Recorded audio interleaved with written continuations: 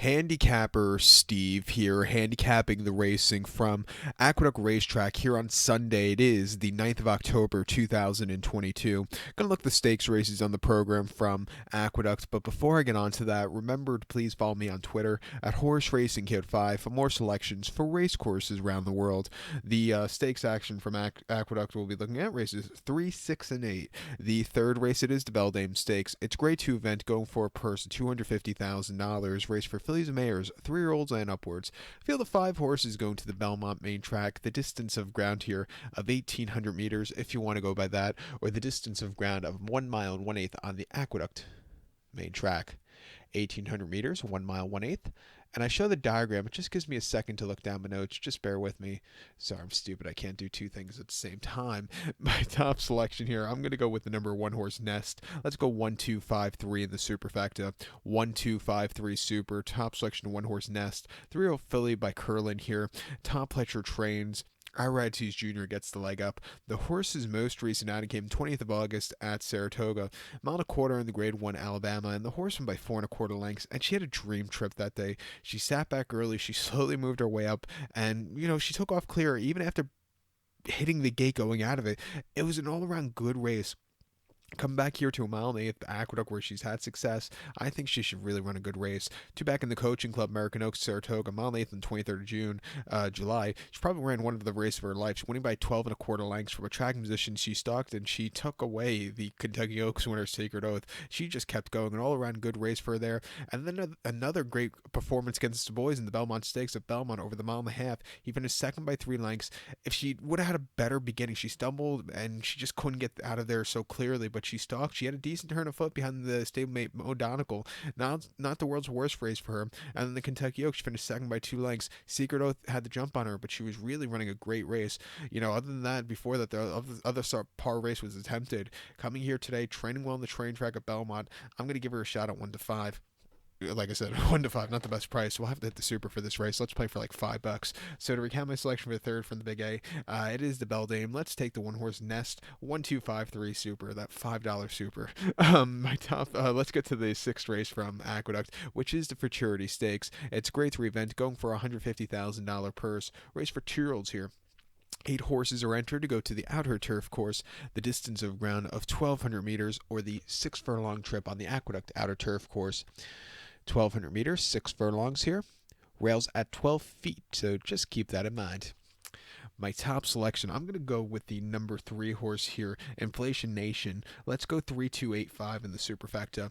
3-2-8-5 super, top selection 3 horse, Inflation Nation. Churro colt by Spicetown. Christophe Clement trains. Jose Ortiz gets the mounts. The horse's most recent outing came the 1st September at Saratoga on a good melon turf course, 5.5 in a main special weight for $105,000. His second outing, winning by a half a length. He sat back early, a little bit wide, but he gamed it to the wire, 95 cents to the dollar. He got the job done.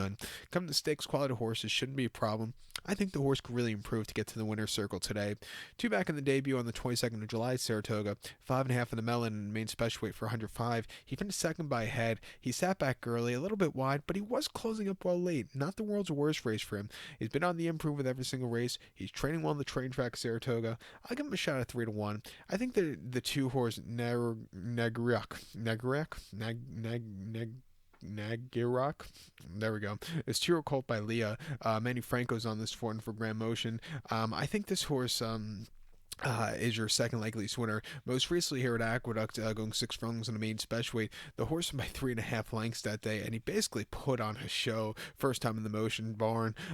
First outing at Indiana, 5 furlongs in the main special weight. He finished second by 1 3/4 lengths. He didn't show some forwardly speed. He closed up a little bit late, but he still needs something. Coming here today, I think he could really run a good race. Looking at his workout patterns, he looks like he has some speed.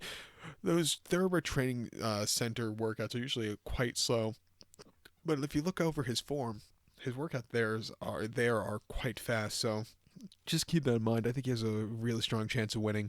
So to recount my selection for the 6th from Belmont, the Big A, it is the Futurity, the grade 3 Futurity, a race very rich in history. Let's take the 3 horse Inflation Nation and give kudos to the 2 horse Nagarok. 3-2-8-5 super.